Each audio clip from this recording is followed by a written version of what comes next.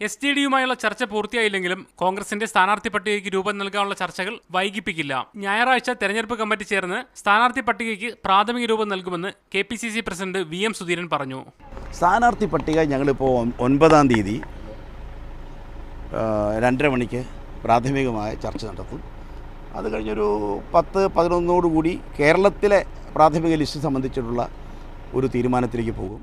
തിങ്കളാഴ്ച രാത്രിയോ ചൊവ്വാഴ്ച രാവിലെയോ നേതാക്കൾ ഡൽഹിയിലെത്തും. കേന്ദ്ര തെരഞ്ഞെടുപ്പ് കമ്മിറ്റി അംഗീകാരം നൽകിയാൽ ചൊവ്വാഴ്ചയോടെ സ്ഥാനാർത്ഥികളെ ഔദ്യോഗികമായി പ്രഖ്യാപിക്കും. സിറ്റിംഗ് സീറ്റുകൾ ഘടകകക്ഷികൾക്ക് നൽകേണ്ടെന്നാണ് ഹൈക്കമാൻഡ് നിർദ്ദേശം. അതിനാൽ ഇടുക്കി സീറ്റ് ഉൾപ്പെടെയുള്ള സ്ഥലങ്ങളിൽ കോൺഗ്രസ് മത്സരിക്കാനാണ് സാധ്യത.